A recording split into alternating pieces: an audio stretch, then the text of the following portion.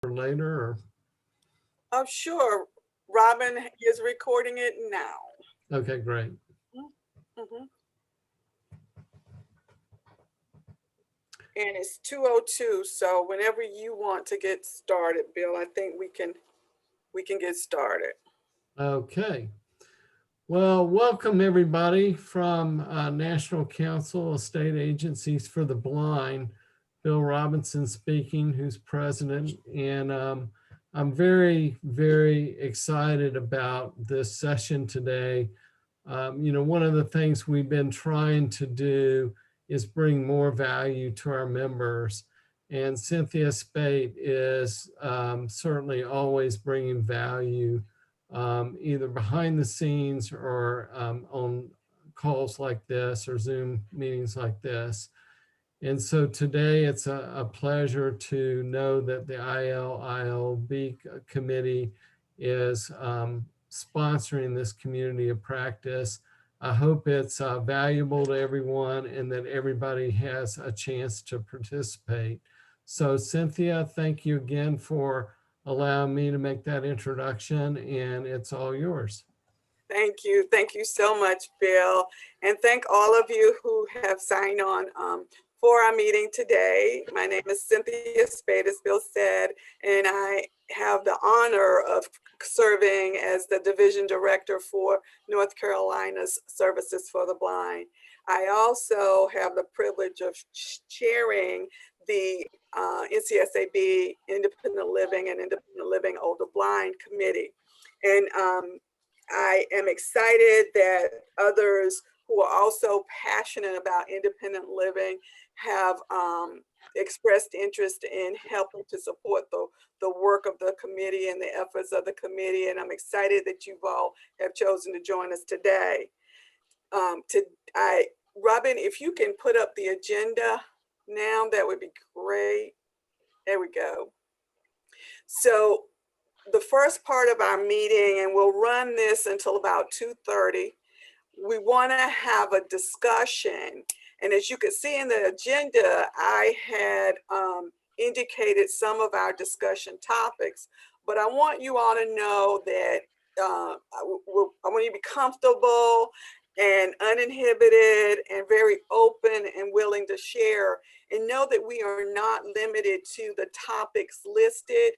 If there is another matter or issue or great thing happening in your state and your programs that you'd like to share, please feel free to share, because what we're wanting to do during this time up until about 3:30 is to share with each other and learn from each other and start making connections that we might not already have. So if that sounds okay to everyone, that will be what we'll be doing next.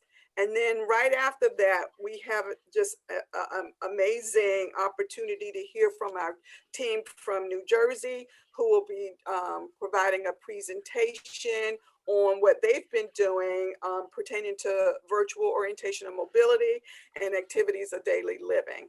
And then we'll go have some time for Q&A and a few closing remarks. So without further ado, let's kick off the discussion. So I want to pop up chat and just take a look at states and programs we have here. And if we can do it in somewhat of an orderly fashion, feel free to share where you're from, and please do so if you're going to speak on the topics we're going to discuss. Let us know your name, first name is fine, and where you're from and what your role is as you start to share. And the reason we're asking you to do that is because in all likelihood, because this is a networking session, somebody is going to want to talk to you more after the meeting. So we hope that you'll be very open to it and share. So one of the things that's always been of interest to me is all the different ways that we, the various states and programs deliver independent living and independent living older blind program. And by that, you know, here in North Carolina, we have staff. and our staff provide those direct services to consumers. But I know that in some states, that work is contracted out to local providers, and perhaps in some states, it's a mixture of both. So I'm hoping that some of you will be willing to share what it looks like in your state. Please share.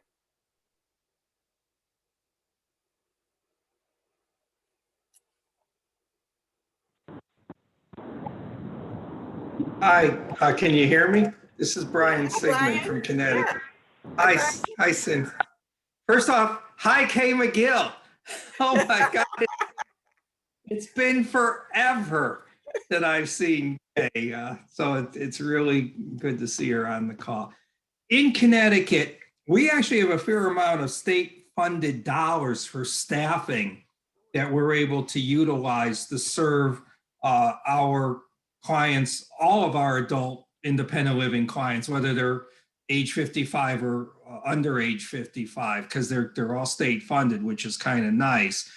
We do have a small number of staff that we direct fund through the Elder Blind Grant, but it's just a very small number. And we provide primarily direct services. We have vision rehabilitation therapists. We call them rehab teachers. We have orientation mobility instructors, and we have social workers. So we're able to coordinate services, but also provide direct mobility instruction, direct in-home, with a lot of virtual in-home services now. We've figured out strategies on how to train clients and family members without necessarily always being in the homes. We'll send the daily living aids to them in advance, and then we're able to provide the training. And we also have low vision doctors that we utilize. They're fee-for-service doctors that we refer our clients to if there are devices they need that we can't typically handle through non-prescription magnifiers through our rehabilitation teachers, and they're the ones primarily that do that. We try to maintain an inventory of commonly needed items so that we can, when we do provide in-person services, have devices that we can not only show a person how to use, but leave them right then and there. Of course, in the virtual environment we're in right now, that's not possible. So we're typically having to mail it, but under more pre-COVID circumstances, we were basically the one visit we could do a lot. There's very little we contract for other than low vision through our independent living program, quite different than our voc rehab program where most of the services are purchase services. But we do house a fair amount of service under our own roof. So that's the Connecticut model. And on the phone, I saw our our adult services supervisor, Chris Lassen, is also participating in this. All right, thank you. Thank you. Brian, that's awesome. Did I hear you correctly? Did you say that you all also have social workers on staff?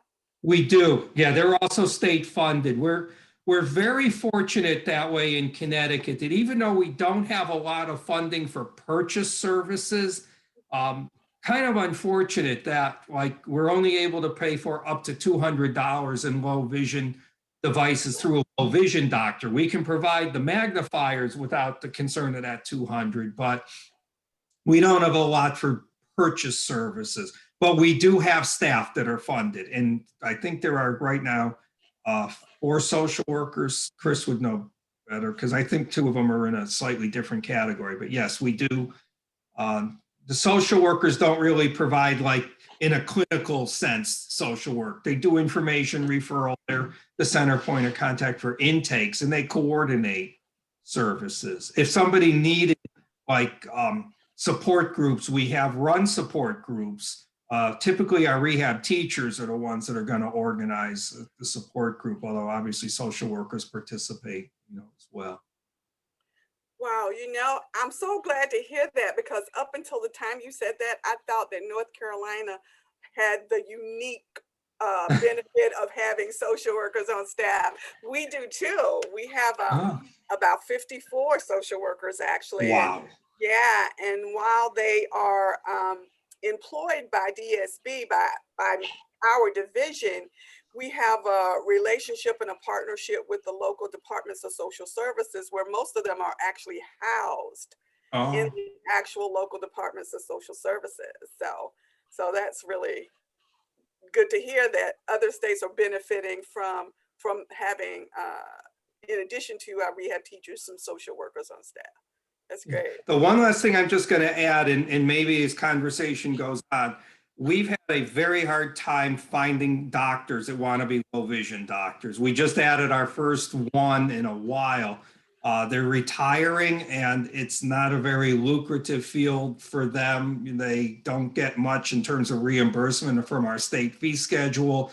And we've had doctors say they can see 3 non-low vision patients in the same amount of time that it takes them to see 1 low vision patient. So if anybody has figured out a really effective strategy on getting more doctors to become low vision providers as this conversation goes on, boy, I'd sure love to hear it. So we took a slightly different approach here. We have nurses on our staff, and our nurses do the low vision screenings for us and make the recommendations, and our staff then carry out the procuring and purchasing the low vision aids and devices that are recommended. And so if it's something that's a high tech, then we also will engage our AT staff as need be. So we don't actually contract that service out. We do that in-house as well. So if you want to know more about our approach, I'll be happy to have a conversation with you offline about that too. Maybe that'll help you out. So Thank go ahead, Brian. I'm sorry. No, I just said, okay, thank you. Absolutely. Other states. 2 comments from New Jersey. It says one has to get an outside low vision evaluation for OC aids. And then Lisa says, is that Michigan or Minnesota? 2 has a challenge with accessing certified low vision practitioners. Thank you. Thank you. Any So other I states? guess I'll go next. My name is Bonnie Nada Giacomo, Hi, and Bonnie. hi there, state of Texas. And our program is the Older Individual Blind Program, serving customers 55 years and older. And the majority of, we call them our OIB workers. We have 15 across the state, so they provide direct services. However, we also have a small option to contract for independent living skills training. We are phasing out of doing those contracts. So any ones that are up for renewal, we're actually not doing much with it. We're not renewing them. So pretty soon there won't be any more contracting for IL skills training.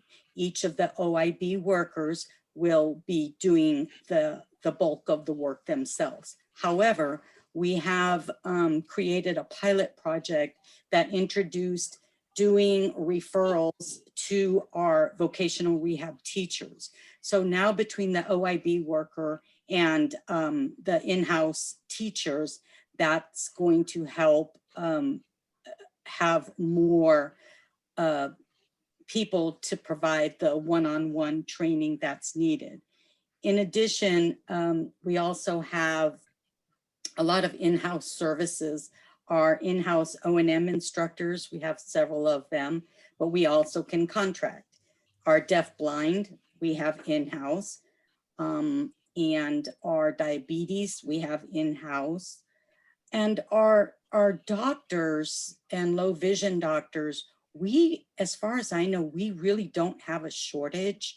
We contract, we issue service authorizations for low vision exams and eye medical exams. And we don't, we've never had an issue with doctors not wanting to take our customers because we pay like Medicare pays. I don't know if that's the same for everyone, but we have what's called MAPS, which is the maximum, maximum affordable something or other. So we pay like Medicare pays. So for them not to want to serve a customer, it's almost like saying they don't want to serve customers with Medicare, I guess. I don't know. So that's basically Texas, and that's with the Texas Workforce Commission, older individual blind. Thank you, Bonnie. Did I hear you mention diabetes education? Yes. So what are your ILR counselors providing that? Who on your team provides that service? Yeah, exactly. So for the state, we have one program specialist who specializes in diabetes, and, you know, individuals with low vision or blindness. So she would go and conduct one-on-one with customers. But besides her doing that, she's also in charge of contracting nurses and diabetes educators to come on board, and then we can contract with them. But our, you know, because funding is scarce, we usually reach out to her first to see if she can do some consultation, since she would be in-house and that would be provided. And if she can't, or she's too swamped, then our OIB workers can contract a diabetes educator. Thank you. Mm-hmm. Thank you. It's great. It's great. Any? Kay McGill also had a comment. Okay. Yes.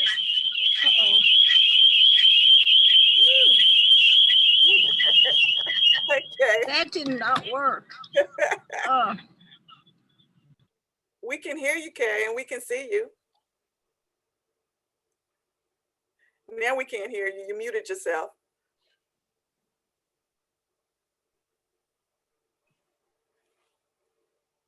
You're muted. Can you hear me now? Yes. Can you hear me now? Yes. Okay, I can't get my, I hope I'm not sounding like I'm in a fishbowl. Oh, it's so good to see everybody. I did retire a few years ago, but I'm in my 12th year of retirement in the older blind program. Brian, I'm delighted to see you, my friend. But I'm with Georgia. I'm the older blind program manager for Georgia, and we contract out all of our services. We have 6 providers of blind services in Georgia, and we also contract with Mississippi State University to do our customer satisfaction survey, as well as a comprehensive review of our program. Each one of our providers have the same services. We do low vision evaluations, VRT, O&M, peer groups, Braille. We have some things extra that we do that I haven't heard. We also, in our peer groups, we hire the independent living system. There's a particular trainer that trains all of our peer leaders. So we, over the passage of time, all of our peer leaders throughout the state have been trained by this particular system, so that we have some standardization amongst all of our peer leaders throughout. Each one of our providers has several peer groups, and to me, they are one of the most important services that we do provide. We also work heavily with Helen Keller National Center to provide the Confident Living program. We have contract with them to do training both for our staff and the consumers on the Confident Living program. And for the month of May, we've got 3 Confident Living program trainings set up. One of the most unique things that we've done, and you'll hear about this a little bit later, not today, but one of our providers who is extremely talented has devised and implemented a remote low vision evaluation. She is a certified low vision therapist. She works with our low vision doctors and is able to do this most unique low vision evaluation with our seniors throughout the state. It's really quite something, and we'll be detailing that at the NCSAB convention later on. So I won't go into detail, but that was born out of the pandemic. Because clinics were closed down and nobody went anywhere, and some of us still aren't going too many places. So those are the more unique things that we do in Georgia. When we are one of the few states that contracts out 100%. So I'm just so thrilled to be here, Cynthia. I just am just tickled pink to be here today. So thank you. We are delighted to have you here too, Kay. Thank you so much. We look forward to what you're going to share during the conference. Thank you. Thank you. Thank you. Robin, were there any questions for any of the states that have shared thus far in chat? Yeah, there was a question. I think it was to the Bonnie from Texas. Is the fee for the doctors over $150 for low vision evaluation is the question. And we also had a comment from Rod, which says, Pennsylvania follows a similar model as Connecticut. We have O&Ls, VRTs, and social workers on staff providing direct service. We have a cap of $500 for purchasing equipment. Our program is also supplemented with state funds. Thank you. Bonnie, are you still with us? Can you answer the question? I think it was for someone out of, was it Pennsylvania? About the cost of your low vision? No, I am. I'm here, and I don't want to quote incorrectly, but $150 for the office visit for low vision sounds about correct to me, but don't quote me on that. Thank you. Thank you. Any other states want to share?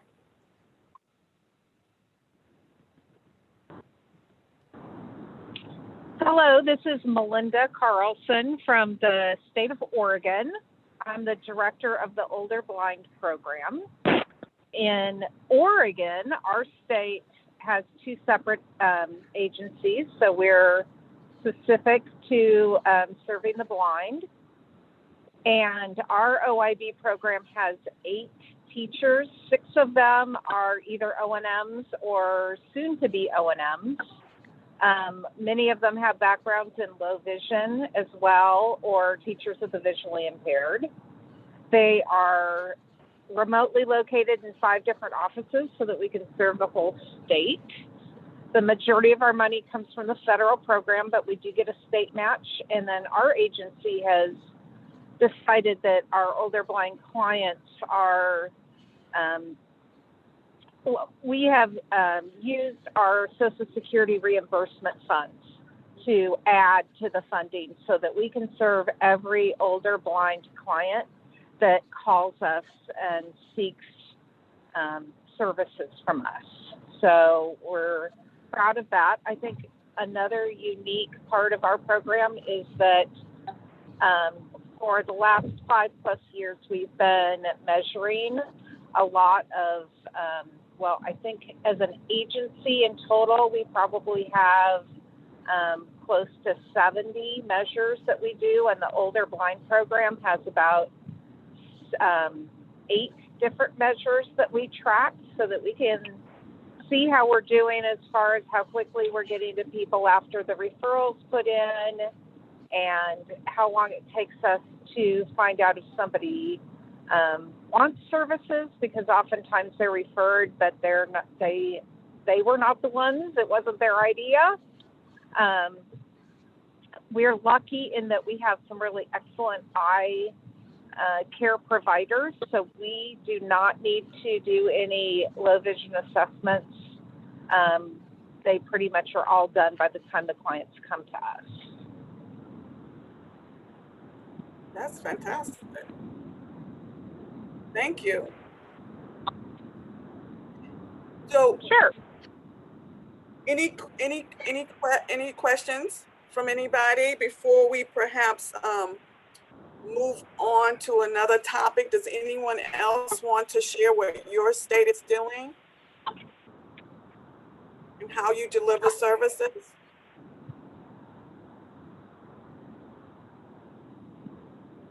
Don't be shy. So Tiffany, I told you I was going to pick on you if people got shy. So Tiffany, you want to share now what's going on in Tennessee?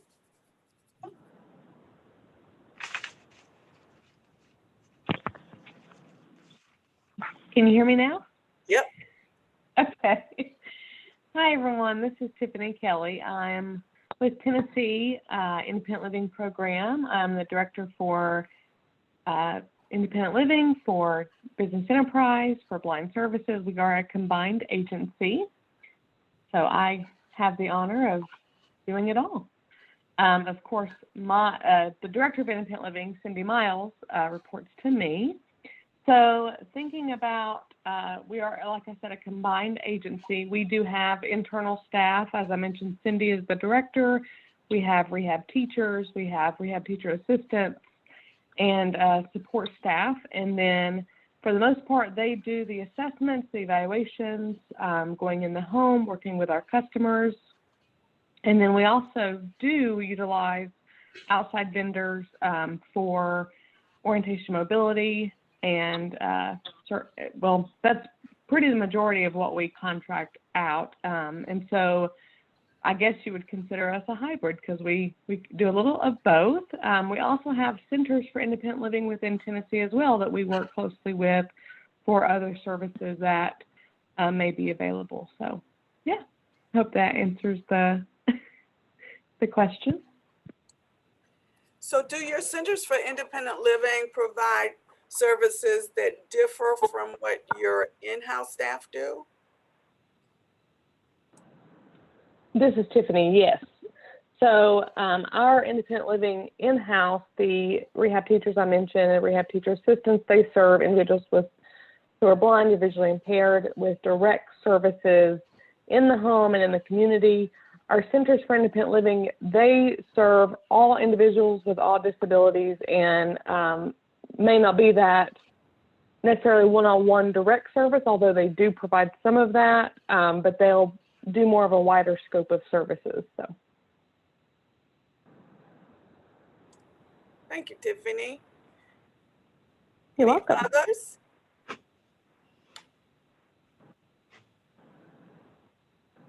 So we've heard states.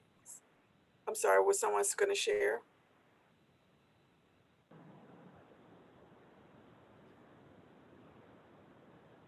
Was someone speaking?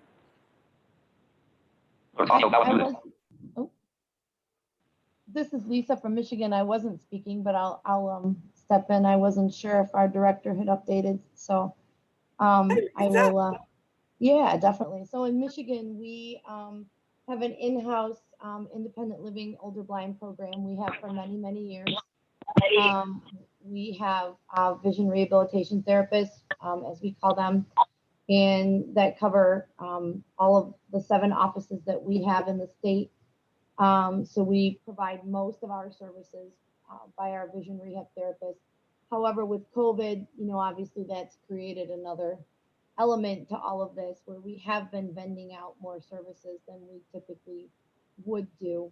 As I mentioned in the chat, we too are struggling with low vision practitioners who are retiring and, unfortunately new optometrists are not always pursuing that certification, although we do speak to an optometry class every year, try to promote the benefit of doing so. But definitely something that we're struggling with as well.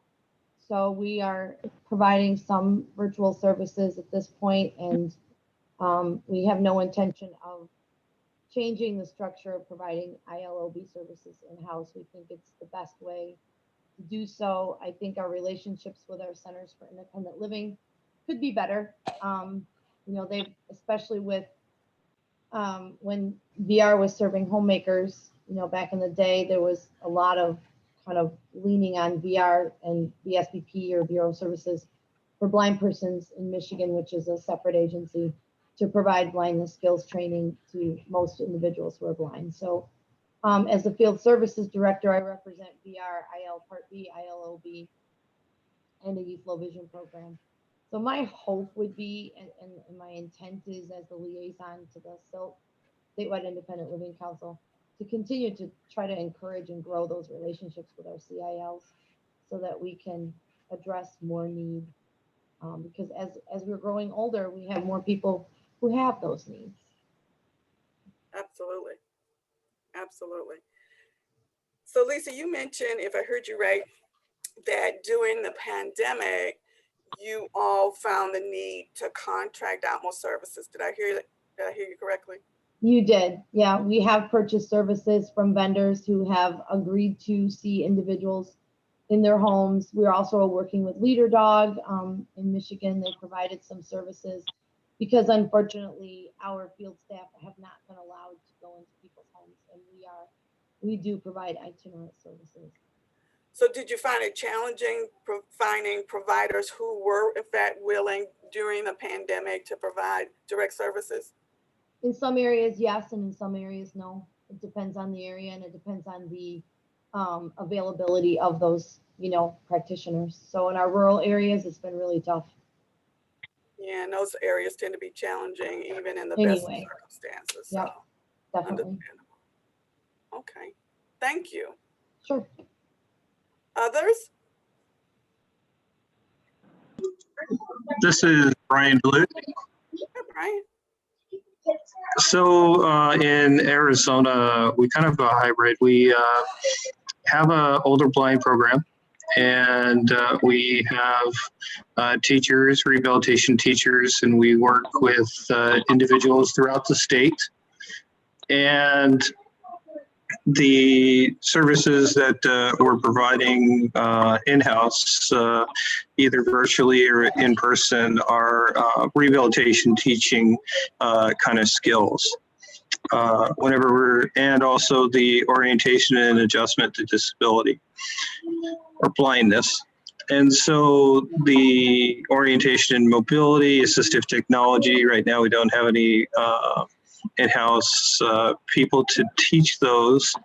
So we work with contracted vendors to provide those services, and those vendors are the training centers that we have here in Arizona, specifically Arizona Center for the Blind and Visually Impaired, and also Savvy Services for the Blind.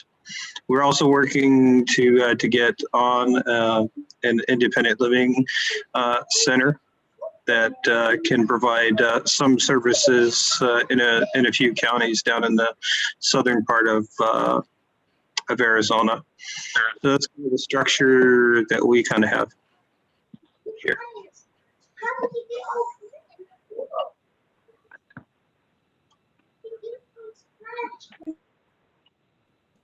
Cynthia, you're muted. Thank you. I do that all the time. Ryan, I was asking about your center. Is it part of your division, or is it a totally separate center? Well, it's part of the Arizona Rehabilitation Services Administration. It's part of the, it works in conjunction with the vocational rehabilitation and the business enterprise program here in Arizona. Thank you. Thank you. And I see that Lisa has shared that Michigan also has a center. Here in North Carolina, we have the DSB Career and Training Center, and it primarily serves our vocational rehab consumers, but we also are able to make referrals and receive services there for our independent living, and we designate specific weeks, particularly for our older blind program, to for the center to provide services that dedicated week just to that those groups of consumers. So I was curious about other states who also have a center and if they are able to make referrals for independent living consumers. So thank you. Any others? Yeah, this is Kevin in Louisiana. Can you hear me? I can. Hi, Kevin. Good to see you. Good to see you guys. We have a situation similar to what Kay has in Georgia. We contract 100% of our services to 4 different sub-grantee agencies. And I call them sub-grantees because they determine the eligibility. Basically, the only folks that in our state office with the rehab services here that charge any time to older blind is my administrative assistant and I, and those services are paid for. That portion of the services, my time and my admin assistant, is paid for by Social Security funds, and then so 100% of the money that we get from RSA goes to those 4 contracts. The thing that Mississippi State came in, did intensive technical assistance a little over a year ago, and they assisted us with developing a policy manual and then also with a consumer satisfaction survey, which we implemented last year. And one of my contractors in particular, well, all of them really, but one in particular, we all have in Louisiana, particularly South Louisiana, there's a high concentration of individuals who are deafblind, the highest in the country, basically. And so they all work with individuals who are deafblind, and one of them is really as an unserved or underserved population. And one of my contractors really does a lot more than the others with that because of the concentration of folks that live in that area. Thank you. 100%. 2 states so far. Are there any others that do 100% or close to it in terms of contracting out? And you don't have to get online. You can just put it in the chat. I find it so interesting how we all go about serving individuals and doing it differently.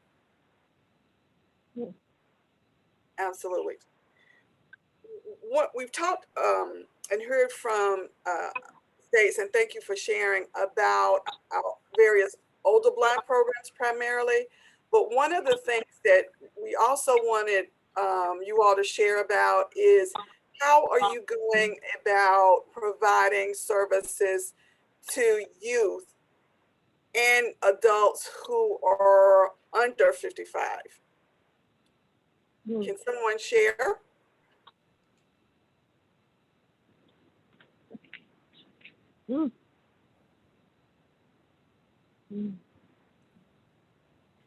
Someone speaking? Hello, my name is Kim Kanan. I'm from Washington State. We do, so a little bit about our state, we have a separate blind agency. And then in addition to that, we contract out the services to a university for both under 55 and over 55. And so the UW, the University of Washington, manages all of the contracts, which when we do services for the youth, the younger folks, the client has no idea that it's different from the older blind services because we do it all. So it's pretty seamless transition from Part B to older blind, and the services look the same. Which means we end up kind of following more of an older blind model, but the services are appropriate for the age of the client. And do you find that you also are getting referrals from younger consumers who are desiring to develop their independent living skills or their family members? Yes, we only work with the folks who are blind themselves, and most of the as we look at our program, I would say we're about 15% younger blind, and that's what we call our Part B program. And the rest is older blind. And the referrals, I mean, because of the pandemic, it's all dragged. I mean, they've slowed down.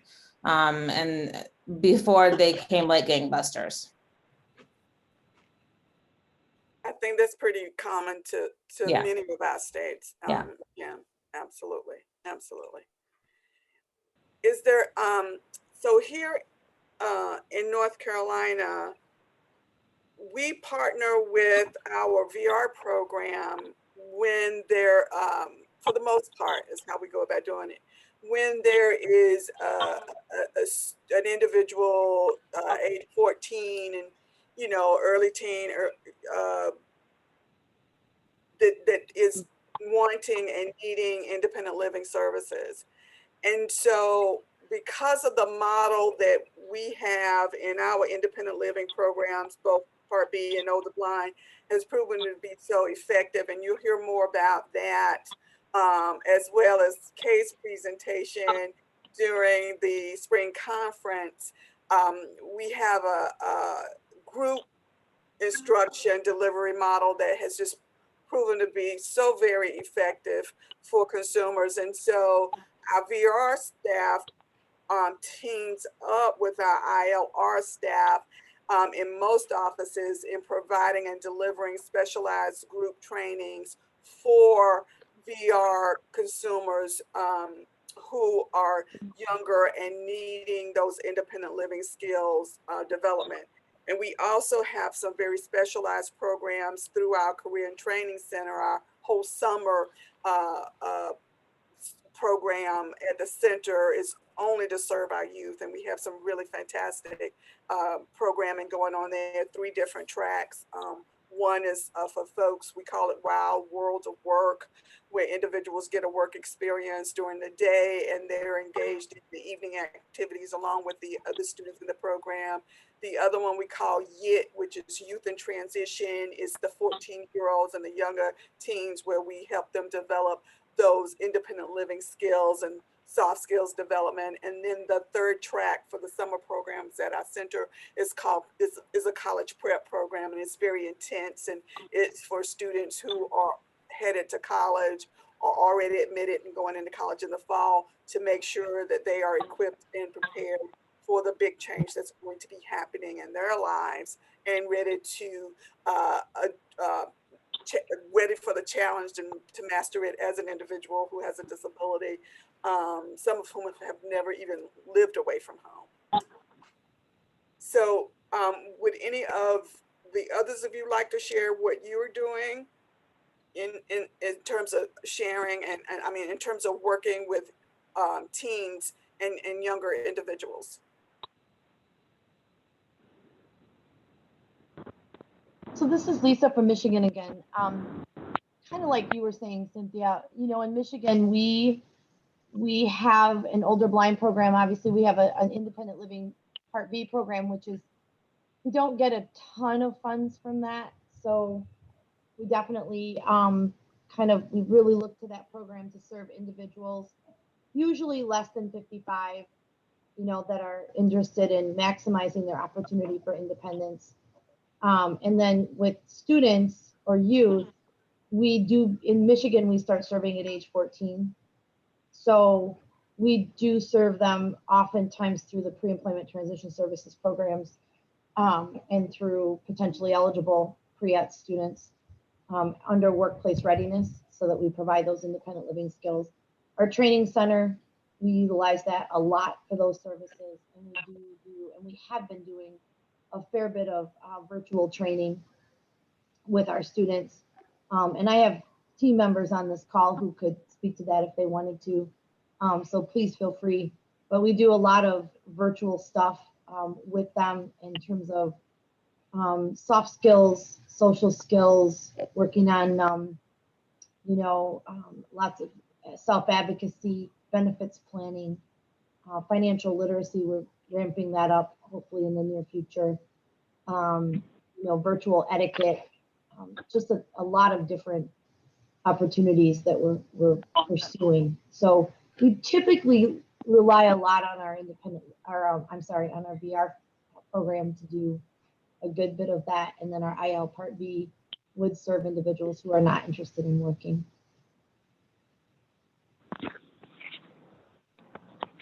Thanks, Lisa. Sounds very similar to what we have going on here. Although you've got some really good training modules and components that I'll probably ask some of our team to reach out to you to learn more about that would help enhance our program. So thank you. Absolutely. Thank you. Thank you for sharing that. Yeah. Robin, are there any questions or comments in chat that we want to share right now?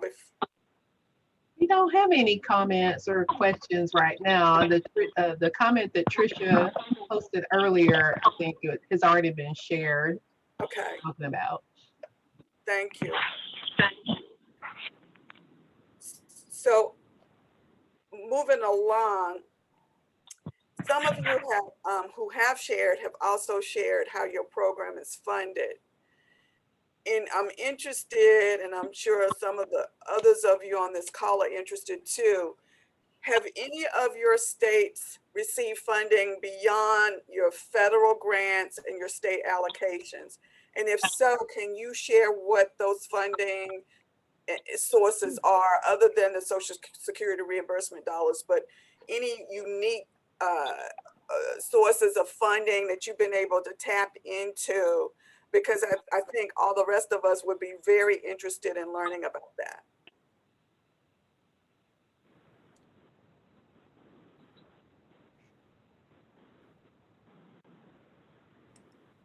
In Connecticut, hold on, I'm trying to toggle this thing here. Hold on. There we go. So we are able to accept requests, and we are very lucky that we are able to do that because we have some funds that we can turn to when our funds for purchase services for independent living clients, both under 55 and over 55, get depleted. And in fact, most recently, we've had to tap into some of that money because there just isn't a lot of other funds. So we've had some bequests that along the years have been with us for quite some time. We have, when people pass away, sometimes they'll make donations that we're able to put into some of the other bequests that are allowed to accept other donations into it. But we have an actual Connecticut statute that allows us to accept these funds, and they're set up in dedicated accounts. So we're pretty appreciative for that resource. That's awesome. We actually have something similar. It's in statute, and we have the foundation where we're able to receive donations as well as, you know, endowments of that nature. But we don't have any, like we don't tap into or haven't to this point tapped into any money from aging or any external grants and those types of opportunities. So are any of the other states represented here able to get those types of resources? And if so, please share.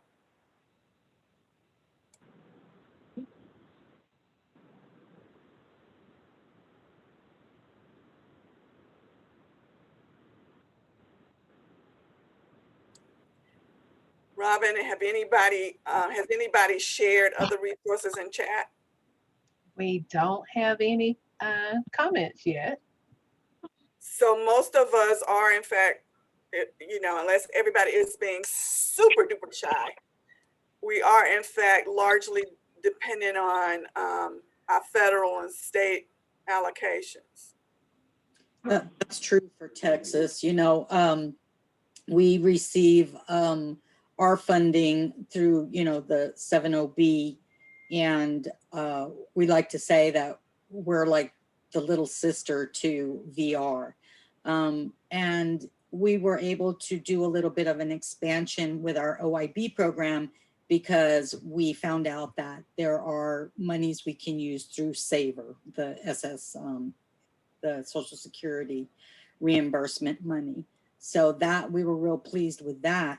But other than that, we don't have any other outside grants that I know of. Nothing to that effect. I think we have something that's called an in-kind donations or something. But I haven't actually seen in the budget where it shows that. So. Thank you, Bonnie. Mm-hmm. Thank you. Cynthia, this is Kay. Can you hear me? I can, Kay. Oh, yay.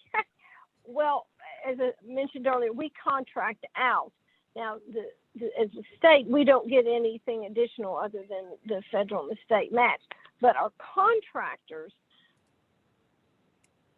write grants themselves for their individual programs, their individual providers, and they get additional funds. Sometimes they might get United Way monies or Drive for Sight, or, well, they're called different things here in Georgia, but different grants, maybe $5,000, $1,000, little bits here and little bits there.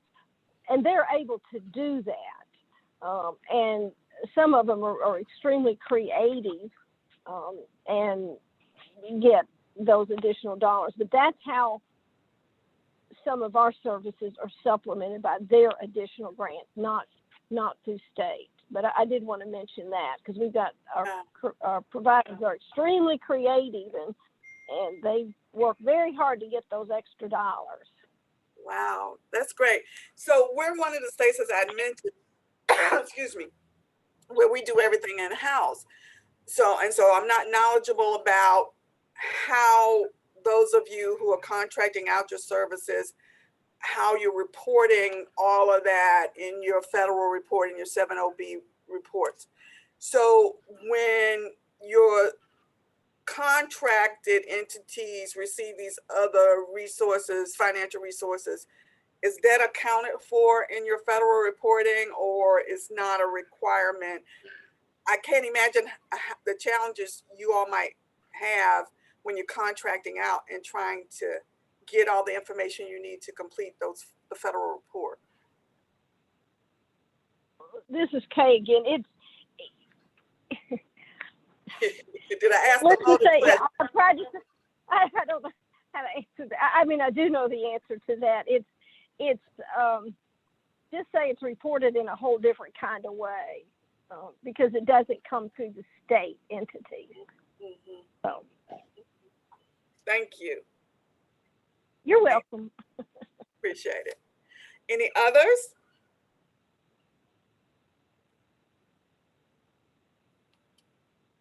Again, this is Bonnie from Texas. So in hearing some of the comments and things that were going on, it made me think that our independent living centers throughout Texas, we work hand in hand very closely with them. We have a memorandum of understanding or agreement that mainly with individuals 55 and older that come to our program and they need there's a need for a hearing aid.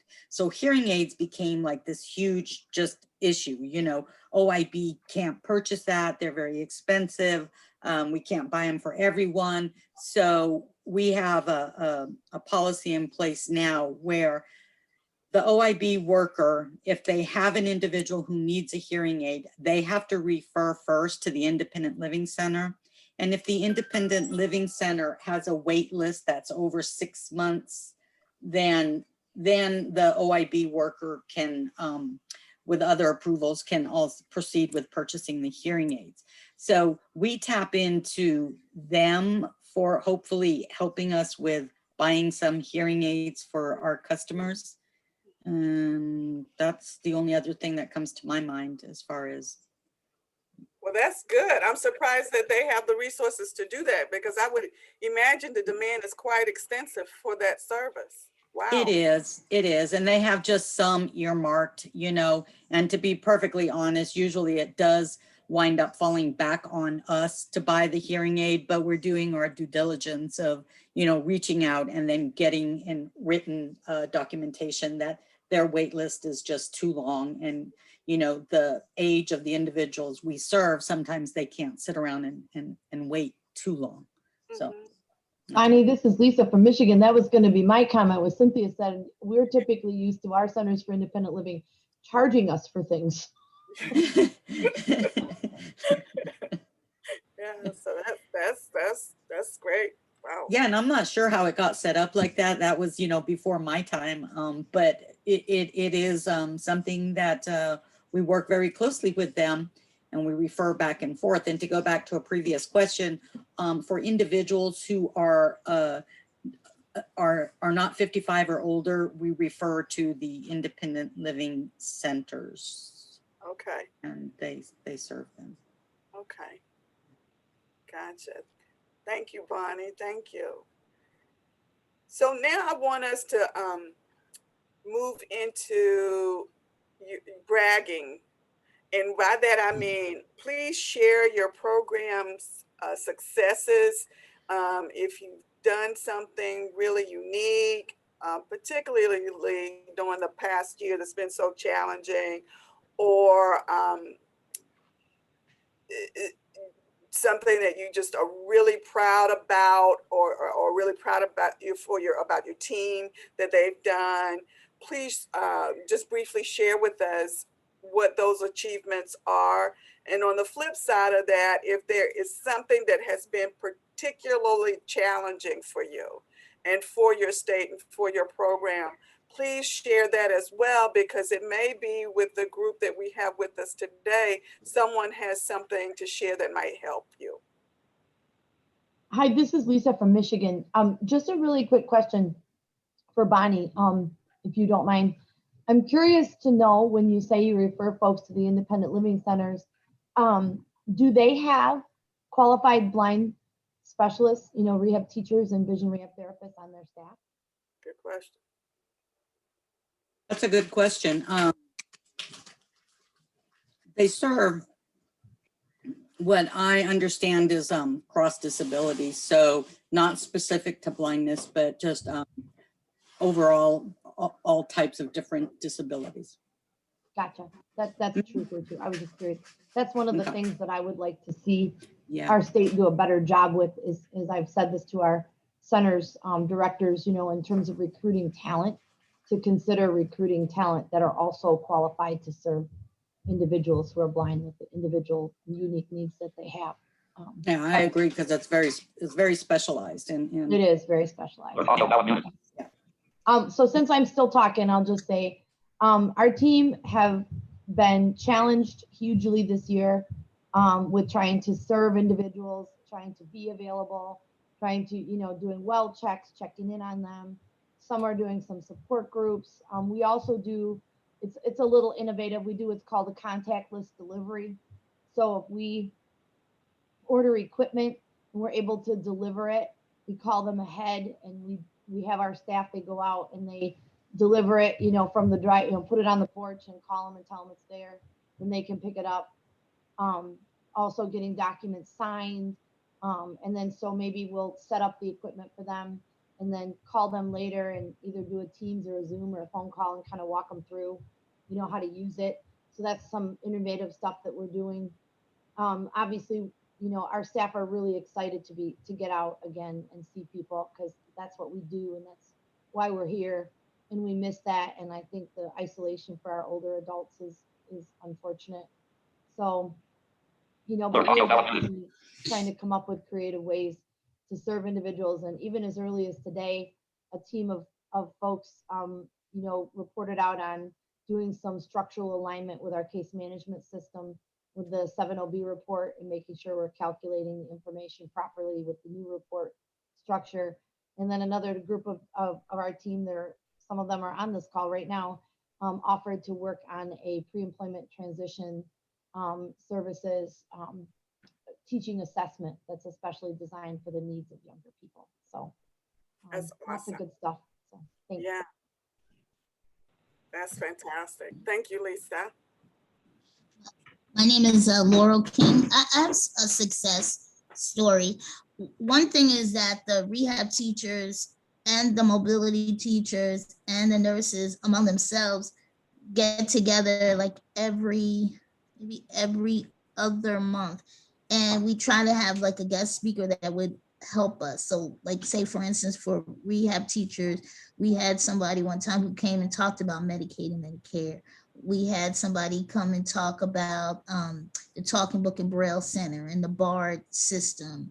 We had someone come and talk about, you know, like maybe how a person could incorporate smart devices into their life. And then another thing that I think the agency would say has been helpful is there's a person who coordinates or she trains the support group leaders. So there's been a real big push to have more support groups for and then different populations. So say under 50 or the 40-year-olds and then the senior year olds. And then it's kind of trying to get them to tap into the phone number, you know, so that they can participate in the group. And then the third thing is we have recently, since I think November, started this, it's called Community Connect, and it's only a listening thing, but there are speakers that are, it's maybe like about 2 hours. So it's like, say the first topic was before Christmas or before around the shopping time. So it was like shop till you drop. So they had different resources that you could use for shopping. Another one was the transition. Like, what do you do as a transitioning high school student to a college student? You know, like what kinds of grants should they look for, that kind of thing, trying to get work experience, that kind of thing. Those have been some successes. I really like that community connection or community connect program you got going. That's great. I like that. May get in touch with you about that. Thank you. Others? This is Crystal from Texas, and I'm fairly new program specialist with the OIB program here.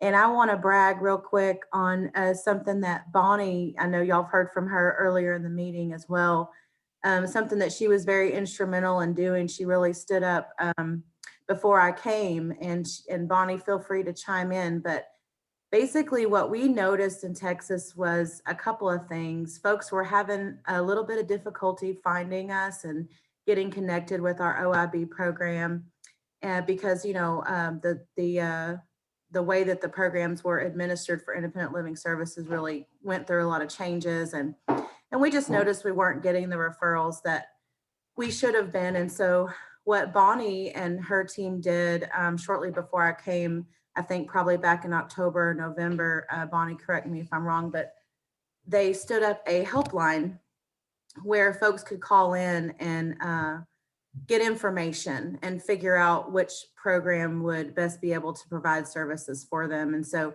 this has been huge for us. We've really seen the referrals pouring in from that over the last, you know, it increases every month. And so we're able to connect them with the OIB workers in their area so that they can get the services they need. And the other thing that we've really tried to do with our workers is hold them accountable with outreach as well. And we've really seen, you know, a good increase in numbers from that, just having them to report back to us each month in terms of what they're, you know, who they're contacting and if there's referrals that resulted from that. So we're really focusing on outreach. And I just wanted to brag on Bonnie, and I think it's that helpline is a really cool thing that we've done here in Texas. Thank you, Crystal, and way to go, Bonnie. No, thank you, Crystal, for mentioning that. Yeah, you see, Texas is so large that it needs two of us. So we're both here representing Texas, and it's really a joy working with Crystal. And so we're actually just partners in crime. We have the same job title and everything. And we are seeing an increase in our OIB referrals because of the helpline. Now, I will say the only downfall is that right now, especially right now, with the UI claims, you know, the overpayments and things of that nature, a lot of people are just grasping at any phone number that they can find. So we'll get a lot of those callers. So it's not related to OIB, but that's perfectly fine. We have a system in place where we forward it to our UI folks who take care of that within Texas Workforce Commission. But yeah, we're loving the helpline, and it is making a difference. How did you market it? How did you let the community know the helpline existed? Well, we started with updating our brochures to add the helpline in, you know, large font and really showing up on the brochures. And then we also produced other materials like a poster to disseminate. And we asked our OIB workers to get these out to all of our stakeholders. And then our upper executive management folks, they did email blasts from the legislators all the way down to, you know, our other stakeholders. So just, you know, email blasts. We have it on our website. We have it on our brochures now, and every chance we get, we announce it. That's wonderful. Thank you. That's wonderful. Thank you. Oh yeah. Robin, can you read what someone just put in chat, because that is a good point in terms of a way to market it. Yes, from Matthew says, has everyone seen the timetoBebold.org website marketing OIB services? It's hosted by the OIB TAC. Yep, we have. We're in the process of adding it to our website. We're trying to find a home for it on the website that makes it the most visible. Definitely. I think someone else was going to share, and I started talking. Let's see. I cannot make out your name. Maybe not. Other successes or challenges?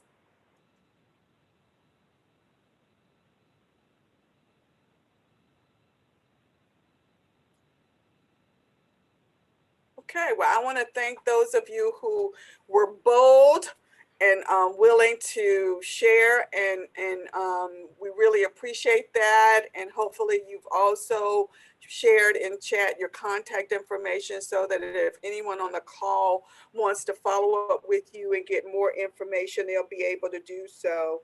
We're running a little bit ahead of our schedule, so I want to check and see if Rebecca Kennedy and Carly Mullen and Laurel King are with us.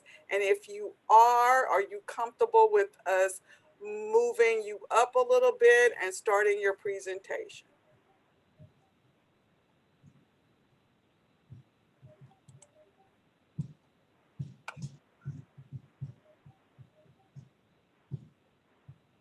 I think I saw Laurel.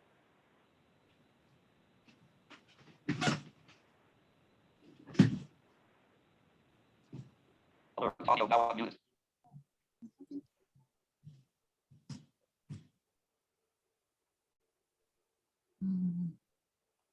don't think that they've joined us yet. Don't see Rebecca or Laurel. So Robin, could you do me a favor and reach out to them? I think you have the contact information, and ask them if they can join us now and get started. Yes. Thank you. Laurel so much. is here, but I'll call them as well. Okay, thank you. I thought you were here. Thank you. Sorry. Thank you. In the meantime, and hopefully they'll be with us soon, that means others of you who have been shy, you have to stop being shy and you have to share, please. So I'm gonna pull up the participant list. Don't all hang up, because I'm pulling it up. This is Kim Kanan from Washington State. I'll share one of our challenges that we haven't managed to overcome yet. We, in the last pre-pandemic, so we contract out all of our services. And for the last decade or so, we'd had pretty stable contractors. And then I had one of my, best contractors pass away suddenly. I had one of my contractors shut the door because of mismanagement. I have two more contractors who retired in the last 2 years. I only have 9 contractors. So now I'm down to 5 who've been here the whole time that I've been here. And my biggest challenge that we're facing right now is finding qualified replacements. I have looked in lots of places. We can't afford contracts that are basically providing full-time work. So nobody wants the positions. I mean, they do, but they don't once they realize what it really entails. And because we contract all of our services, there's a lot of upfront costs that are hard to swallow when you're starting a new business. That is our biggest challenge that we're still working hard to overcome. And I know it's not unique. I know it's nationwide. But that's what I have to share. Wow. So for other states who do contract your work out, any thoughts on how to help or share what you're doing that might be helpful to Kim?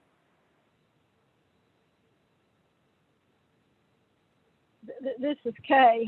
Can you hear me? Mm-hmm. We can. Pray a whole lot.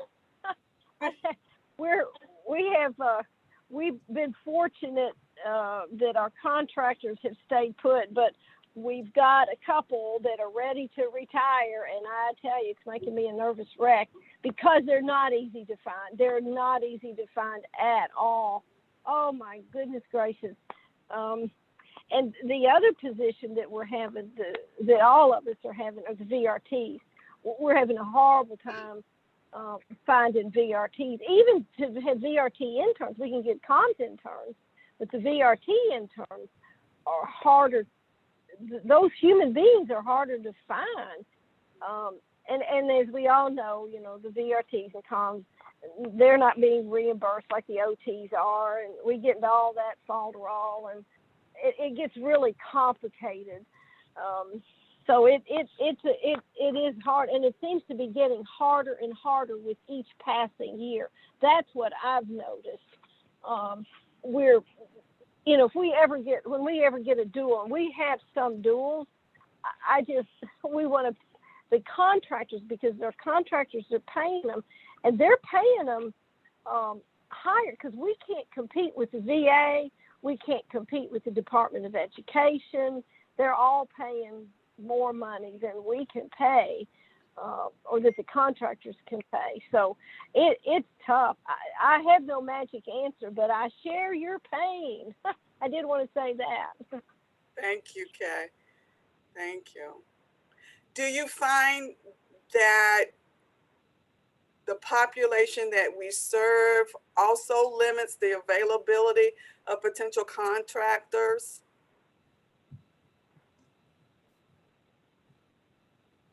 How do you mean? Okay, I don't think so. I don't think.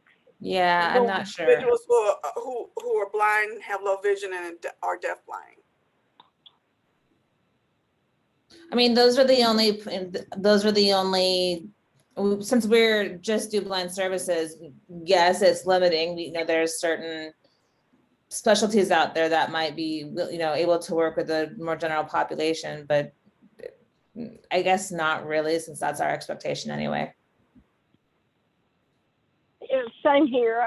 The people with whom we're working, be they blind, low vision, or deafblind, is not an issue. It's finding the staff that's the issue, that will work for the pay that we can pay and have the credentials, because all of our comms and VRTs, LVTs, we have credentialed people. We require credentialed people in Georgia. Well, I'm really relieved and happy to hear that it's not that organizations, businesses are fearful of learning how to provide services to the population we serve. Here in North Carolina, not in our independent living program, but in our VR program, we are finding it very challenging to provide community rehab program providers because we get so much pushback, even though there's serving and are contracting with the general agency here, there is a lot of pushback and hesitancy and reluctance to work with our division. And so I was just curious as to, and we believe in, and it's even been said, it's because they lack the experience and to work with our population, even though we provide that training. So we keep pushing back, but that was what was behind me asking if there was any impact in that regard. Yeah, one of the challenges, we don't do in-house training since, you know, we're all contractors. We do a lot of kind of paid professional development for our current contractors. We'll actually pay them to watch videos and have a discussion with us during an hour-long teleconference. But the finding new folks who are kind of qualified. So I guess the answer is yes, actually. Finding people who are qualified from the very beginning is incredibly challenging, but not because they're not interested. They just don't come with the qualifications. We don't require certifications, but our state requirements are really high and hard to meet. And we often have to go on years of experience and even kind of stretch it a little bit as what experience we're counting as qualified, just to find the new contractors. Thank you. Thank you for sharing. Any other challenges for any other states, as well as any other successes you want to share?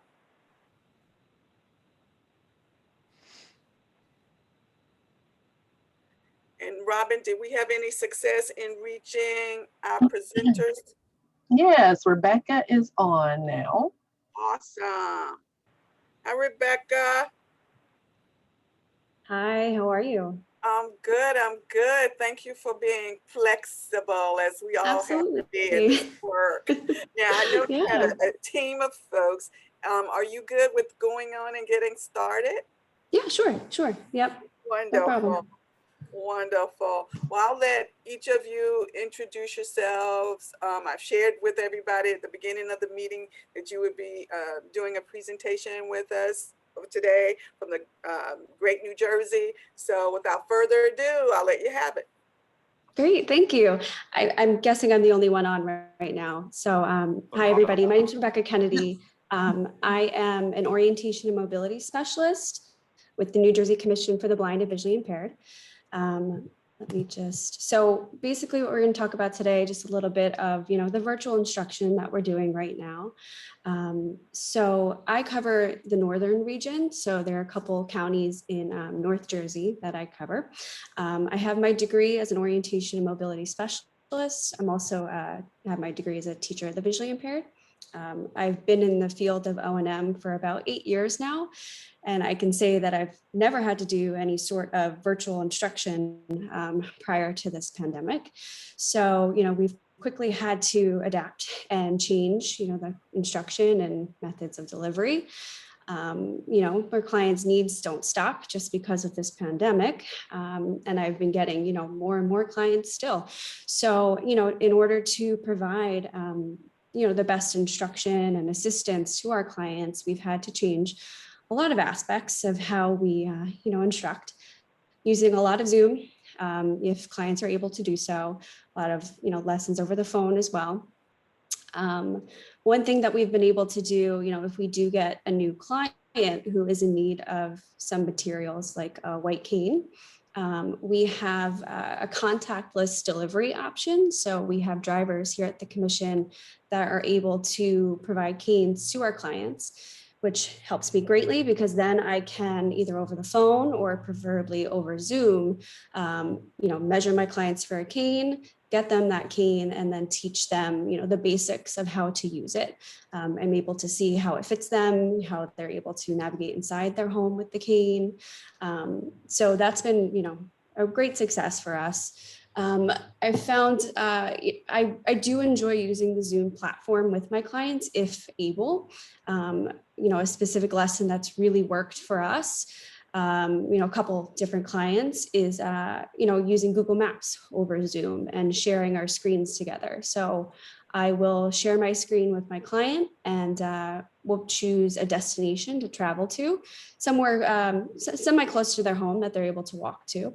We'll input that destination and we'll go through the route, identifying, each step, each turn, each street intersection that they're going to come by. We'll then go even more in depth using Google Earth, and if possible for that client to analyze the intersection by pointing out, what the traffic control is, how many lanes there are. So we're able to identify and find those key points of an intersection, and then go further in depth and start talking about street crossings. How are you going to cross this street if it's a traffic control of a light or a stop sign, et cetera. We go through that a couple times. Then I have my client actually share their screen and show me how they go through step by step in planning the route. And we go through, each piece of that route. And then if possible, if I know that that client is able to do so and has either a family member that's able to assist them or a close friend, a neighbor, somebody that can walk the route with them, I'll have my client go through, do the route, and then come back to me with, what was the success? What did you find challenging? Let's talk about it. Let's go through, what were the issues that you had, and, we problem solve together. So that's, a successful lesson that we've been able to do. There are a lot of GPS apps out there that I am able to instruct via, Zoom or over the phone. I give my clients, step-by-step instructions to use the apps either, visually or using, screen reader like VoiceOver on the iPhone. And we go through and use, the apps and go through that.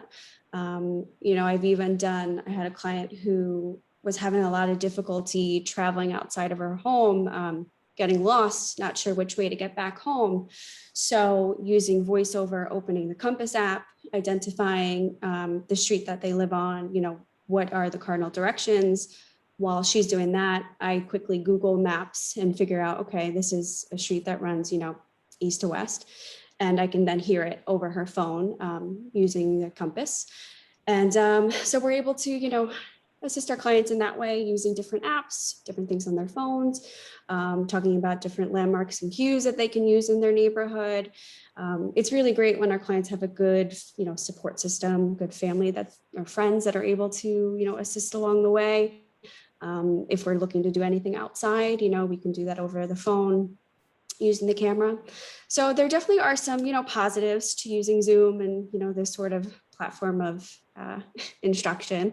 We realize that a good number of tasks can actually be done over Zoom, like, new clients with intakes, getting all that info, basic parts of the assessment for orientation mobility, basic cane instruction, and, intersection analysis. So some positives that have come out of this, and maybe we can continue down the road, continuing to use this platform. So yeah, that's, there's been some challenges, of course, but, a good number of successes as well. Always learning. It's great to have a group that we can collaborate with up in the northern region with the other mobility specialists. So that's really, where we are right now.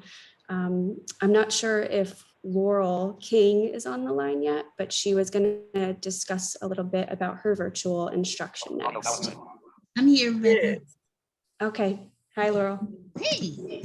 Okay. So what I do is the rehab teacher, one of the rehab teachers, there are 3 of us in our region, in our area. We have 11 different categories, and I'm going to tell you what they are. They're communication, ADL skills, home repair, kitchen, cleaning, laundry, hygiene, braille instruction, assistive technology, low vision, and the last one is recreation, leisure activities.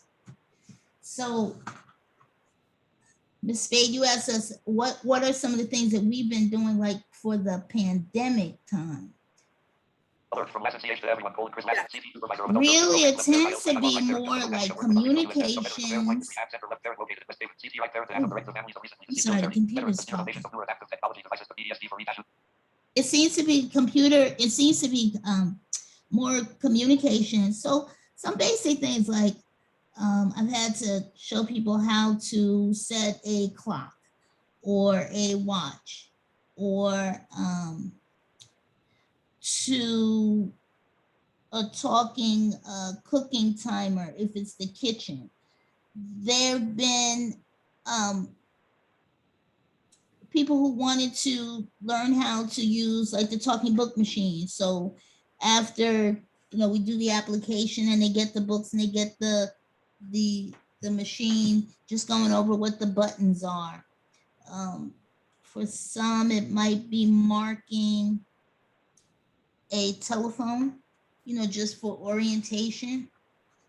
So our communication is broken into two parts. So the first part are those kinds of things like the clock and the phone, communication skills, but then there are writing skills. So there have been some persons that may have needed, say, a dark pen or the bold line paper for writing. So I have worked with a couple of people with either the template, like for the page, or if some people are writing and they're just saying, they just need a darker pen or the bold line paper. So then the bold line and the darker pen have seemed to maybe solve some of their issues. So Laurel, are you working with them remotely or in person? We're working remotely. So the way it has been going is we have been given a bag of tricks, but a bag of some adaptive devices. And so, we've been mailing, say, a signature guide or I have instructed people how to put a bump dot either on their microwave, or instructed the family member on how to put the bump dot, on the microwave so that the person can then actually put a cup of water in for 2 minutes and then, be able to take it out. For the phone, I have had to actually, one of our phones is programmable. So they're able to do, say, a one-touch 3 emergency numbers. So sometimes family members just need some coaching on like how to program that and what numbers, they're going to put in. That's something that we've done remotely. I've had to use sometimes IRA, and IRA was helpful in the sense that there was a gentleman that had a thermometer, but he didn't know how to use it. And so I needed to know. And so IRA was helpful in reading the instructions. Let's see. When it comes to ADL, one of the things in ADL that I've been able to help people with remotely is organizing their money, just trying to figure out a way how you're going to organize your money, whether you're, a couple of folding methods or how to maybe organize your wallet and put it in certain places.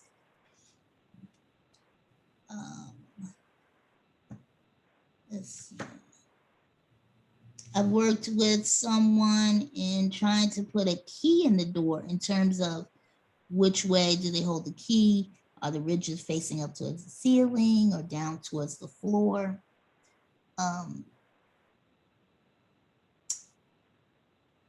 The hardware store has these they're various colors, but they're like a key cover to go over the rounded part of the key. So if someone can see that and that helps, like I'm able to mail one of those like to a person.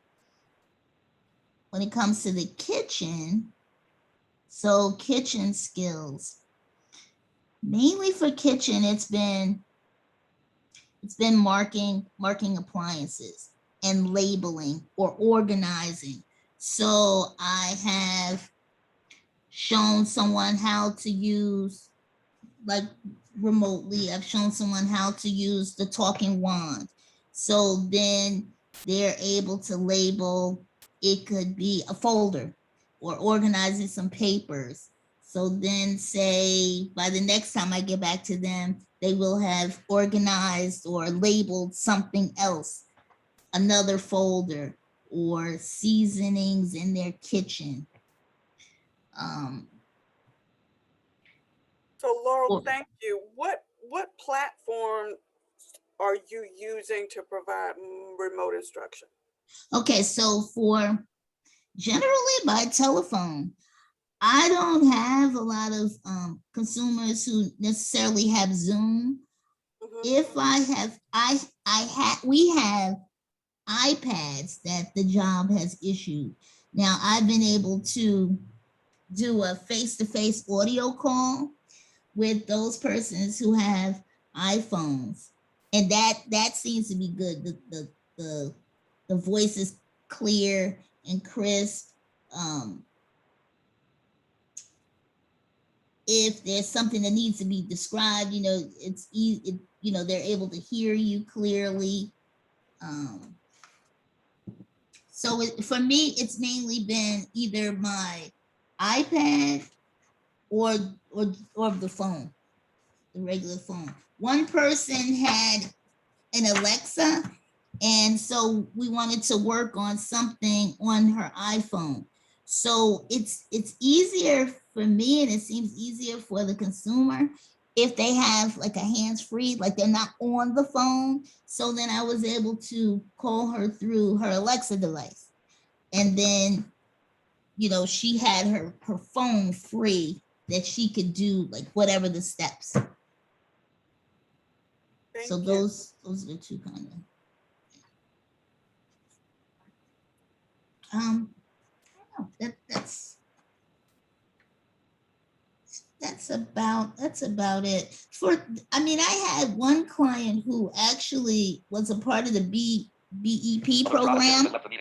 And so in that program, she was cooking, she was a business enterprise operator. So now she has used, I've shown her how to use a talking digital thermometer. And so now she's able to use that. But I don't know that everyone would be able to use like something like that. Thank you. Mm-hmm. Thank you.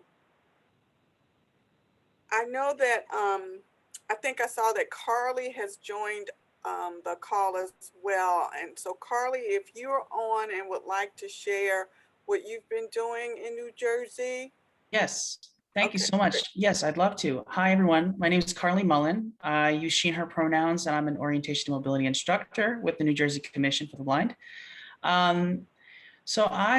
My training is as a structured discovery cane travel instructor. And so although we work with, obviously we work with everyone, my goals in general with folks, whether it's in person or remote, are to help them develop the ability to self-monitor what they do, right? So the remote environment has kind of been a blessing and a curse in that. I mean, in the sense that there are, as Rebecca said, there are certain things that we just can't do remotely. Like I don't touch street crossings. It depends on a case-by-case basis, but typically I don't have people going out on their, out on their block by themselves. If they don't have somebody who can kind of follow along behind them, like a trusted family member or someone who can physically monitor sort of what I would be doing if we were in person.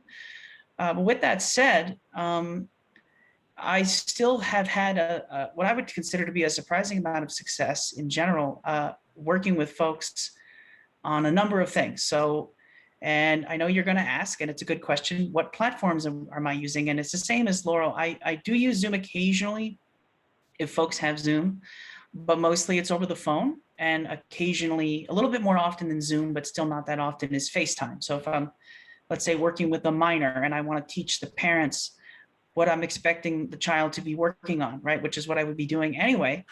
What's nice is if the parents are also home, which is an if, but if the parents are also home, it tends to sometimes be fairly easy to schedule with them to get them in a room and show them, okay, this is how I use the cane, I use the cane and this is how I teach folks to use it. And I go over, the basics of cane technique. And I've even with minors on the phone, I have a mount that I bought that I can strap my iPhone to my chest. And if somebody has never seen a cane before or never seen cane travel in action, I will go out into my neighborhood and travel around, say, okay, what you want me to do? You want me to find a place? You want me to cross streets? Do you want me to, just show you the very big, like, what do you want to see? And I've done that for adults, but especially minors and parents who've, this is the first time they've even heard about blindness or canes or anything. So that's what I usually do. That's where the FaceTime calls come in, but usually it is phone calls. And, again, it's that moving that client to be able to self-monitor becomes even more important when I'm not there. So I teach a lot of my clients quite a bit of cane technique over the phone. And I found that I've, had a good deal of success with that. Now, of course, there are certain things that I'm not able to address as much. Like I'm not able to 100, with the 100% accuracy gauge whether they're walking in step. There are things that I could do physically if I were in person that I could tell. I also am not as sure of their cane arc, how wide they're moving their cane. Now there are certainly still things that I can listen for to see if they're doing a good bit of those things. Like I said, I've been pleasantly surprised with how much I've been able to hear. And I think a lot of it is, what I did at the beginning was when we went fully remote, I consulted, right? As I'm sure my colleagues also did. I consulted with people around the country. What in the heck are we doing? What do we do? What are some things that are working for everyone? And I found, and I was told, you're going to find that you can hear quite a bit. And that turned out to be the case. So like I said, with adults and some students, what I'm doing a lot of is teaching cane technique, making sure they're holding the cane right, what is the purpose of this cane? What are we doing with it? I teach them quite a bit of cane technique. And the outcomes are kind of to run the gamut, right? Just like in person, everything from the folks that just want a basic overview and they just want to know how to move it in front of them as they walk, to folks who I've been able to get them to go out, up and down their block or up and down their driveway.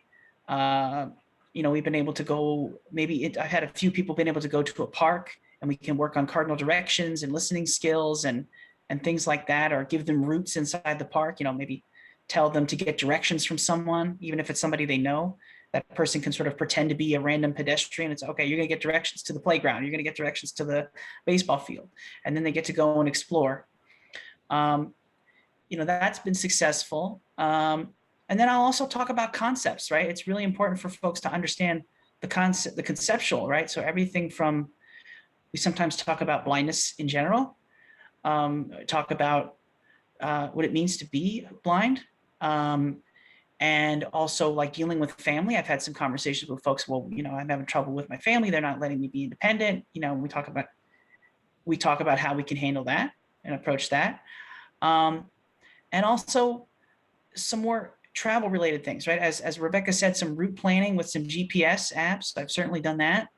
I have also done address systems. So I may not know the way the addresses are organized in their town or city, but I do talk about how addresses are generally organized in some basic patterns that you're likely to see.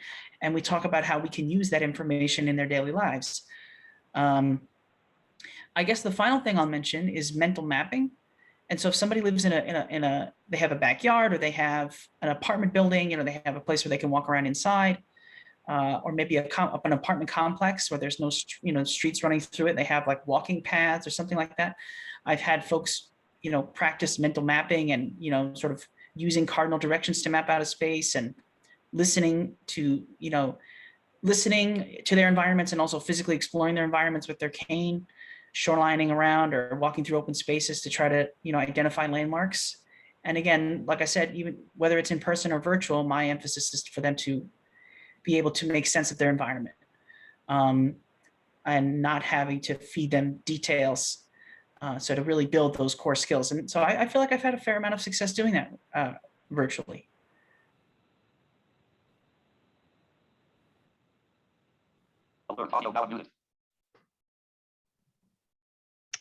That's impressive. Thank you so much, New Jersey. Wow. Thank you.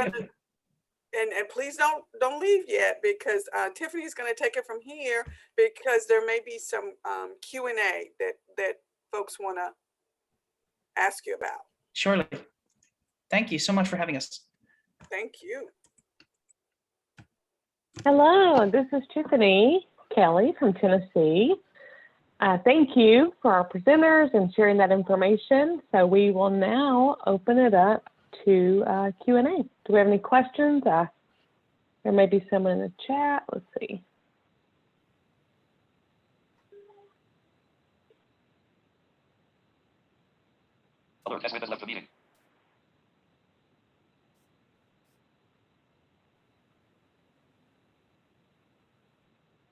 Any questions? Are we allowed to come off mute to ask questions? Absolutely. Yes.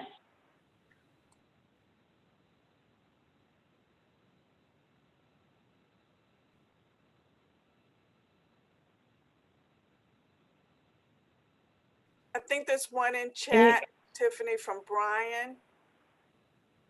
Okay, yes. It says, is it difficult to teach cane technique, and have you worked with clients on sun cues?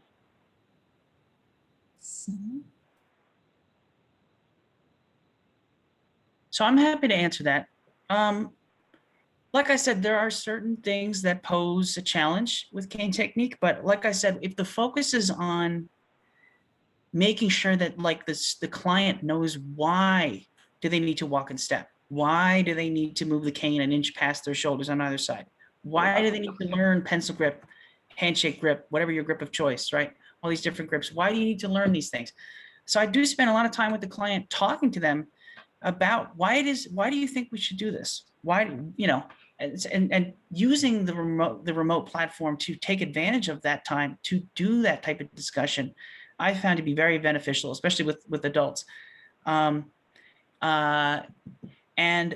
like I said, I still am asked, just like I would in person, I ask them to listen, what do you think the cane sounds like? Let me get my cane and do it. Does it sound different, right? What do we want the cane to sound like? All right, so that they can then practice that and go through it, and then I can come back and listen, and we can, I can ask them to analyze, and then I can give my feedback, right? That's how I would do it even in normal circumstances. And so there's a lot you can cover. In terms of sun cues, I'm so sorry, I forgot to mention that. When I was talking about orientation skills and mental mapping, when I go outside with folks, well, I'll talk about the sun regardless, even if they have no yard or no place to go. I will absolutely talk to them about the sun. That's a great point. And if they can go outside, I'll have them go out and say, where do you feel the sun? Do you have sun outside? What time is it, right? Where is the sun at this time? So yes. Thank you. This is Tiffany again. Thank you for that question, Brian. Do we have any other questions? You can put them in the chat, or you can take yourself off mute. Okay, go ahead. Yes, my name is Linda Billings, and I'm from the state of Michigan. And my question is for Laura. I know, Laura, that you mentioned that you have 2 platforms that you utilized to teach customers, and that was, I believe you said, the iPad, and you mostly utilized the telephone. I know for me, I've been having some challenges with working with persons who are hearing impaired when trying to instruct them with using the phone. Do you have any recommendations for me as to how I can provide better instruction when working with someone who have a hearing impaired over the telephone? Is there a way where some phones have a little outlet where you could put a pair of headphones on? The person could put headphones on. And I don't know if speakerphone is better than having it in their ear. I'm not sure because I know they don't have like even a pocket talker, and they do not have family members around to assist with the training that I'm trying to provide to them over the telephone. Yeah, yeah. That would be a challenge. I mean, you know, just because we have so many gadgets, like we have speakers, and I don't know if a speaker could be even hooked up to, say, the telephone. But headphones, like those headphones, either aftershock headphones or just regular headphones, at least that's like right in your ear. Like that's in your ear. Okay. Linda, this is Rebecca Kennedy. I have a question. Have you tried using like a virtual platform and then using the chat to then communicate through chat with them and provide instruction that way? Well, most of my customers that I'm speaking of are seniors, and they are 55 years and older. The majority of the population right now that is most challenging to work with during the pandemic are my customers in their 70s, 80s, and possibly some of them are in their 90s. And so they are not utilizing technology such as a laptop or a desktop. And so the only instruction that the only devices that they have for me to possibly attempt to instruct them is over the telephone. And it's been very difficult when they are experiencing some hearing loss. And so I'm trying to find the best possible ways to help them.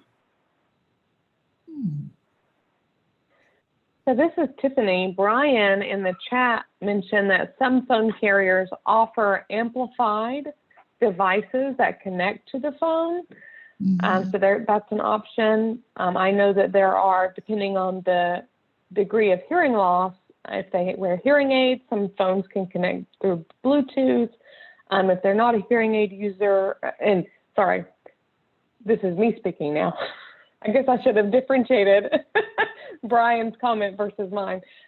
This is Tiffany's opinions now about the connection through Bluetooth if they use hearing aids or the captioned phones. Some programs have captioned phones or large print phones for captioning, so that may be an option as well. Okay, great, thank you.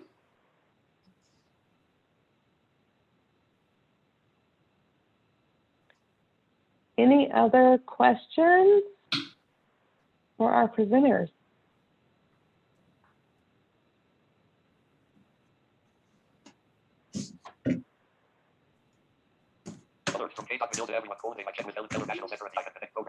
So this is Tiffany in the chat.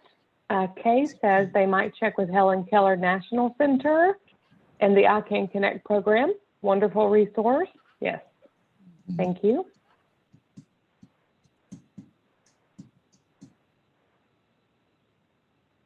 Okay, well, to be mindful of everyone's time, I think that's all the questions I see, but feel free, if you have any, feel free to add them there to the chat, and I will hand it back over to Cynthia. Thank you so much to our presenters and for your time today.